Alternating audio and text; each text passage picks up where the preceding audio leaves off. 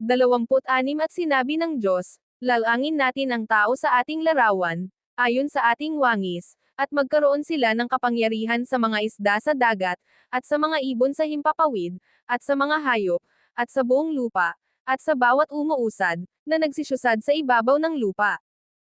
27 At nilalang ng Diyos ang tao ayon sa kanyang sariling larawan, ayon sa larawan ng Diyos siya nilalang. Nilalang niya sila na lalaki at babae. 28 At sila'y binasbasa ng Diyos, at sa kanila'y sinabi ng Diyos, kayo'y magpalaanakin, at magpakarami, at kalatan ninyo ang lupa, at inyong sukulan. At magkaroon kayo ng kapangyarihan sa mga isda sa dagat, at sa mga ibon sa himpapawid, at sa bawat hayop na gumagalaw sa ibabaw ng lupa.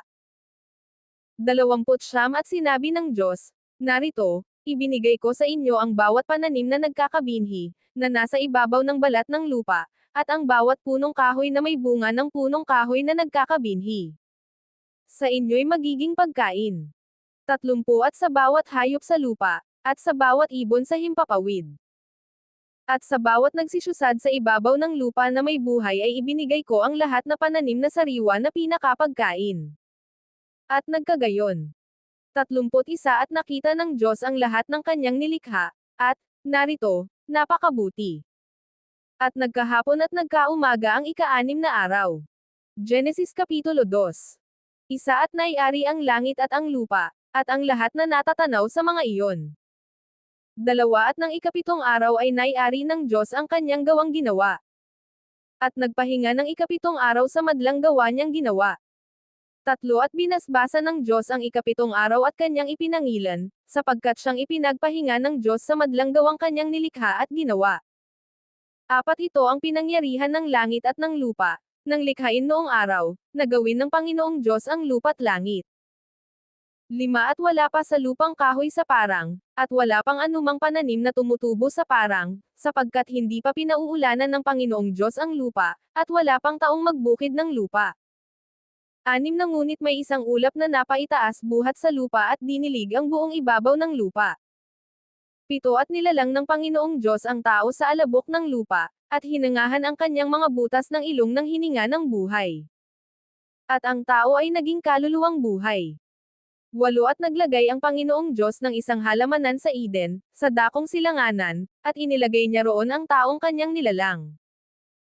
5 At wala pa sa lupang kahoy sa parang, at wala pang anumang pananim na tumutubo sa parang, sapagkat hindi pa pinauulanan ng Panginoong Diyos ang lupa, at wala pang taong magbukid ng lupa. 6 Na ngunit may isang ulap na napaitaas buhat sa lupa at dinilig ang buong ibabaw ng lupa.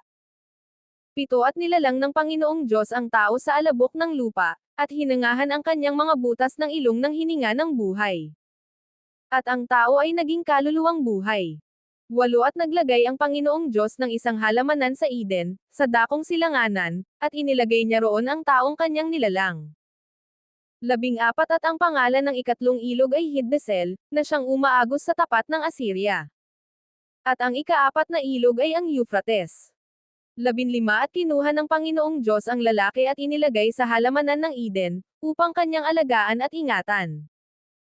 16 At iniutos ng Panginoong Diyos sa lalaki, na sinabi, sa lahat ng punong kahoy sa halamanan ay makakakain ka na may kalayaan. 17 Datapwat sa kahoy ng pagkakilala ng mabuti at masama ay huwag kang kakain. Sapagkat sa araw na ikaw ay kumain niyaon ay walang pagsalang mamamatay ka. 18 At sinabi ng Panginoong Diyos, hindi mabuti na ang lalaki ay mag-isa. Siya'y ay lalalang ko ng isang katulong niya.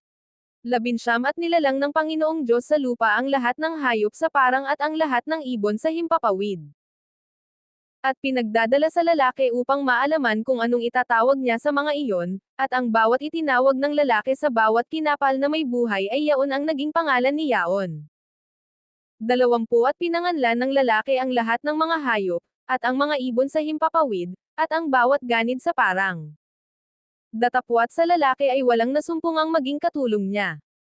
21 At hinulugan ng Panginoong Diyos ng diko-asang himbing ang lalaki, at siya'y natulog, at kinuha ang isa sa kanyang mga tadyang at pinapaghilom ang laman sa dakong yaon. 22 at ang tadyang na kinuha ng Panginoong Diyos sa lalaki ay ginawang isang babae, at ito'y dinala niya sa lalaki. 23 At sinabi ng lalaki, ito nga'y buto ng aking mga buto at laman ng aking laman, siya'y tatawaging babae, sapagkat sa lalaki siya kinuha. 24 Kaya't iiwan ng lalaki ang kanyang ama at ang kanyang ina, at makikipisan sa kanyang asawa, at sila'y magiging isang laman. 25 At sila'y kapwa-hubad, ang lalaki at ang kanyang asawa, at sila'y hindi nagkakahiyaan.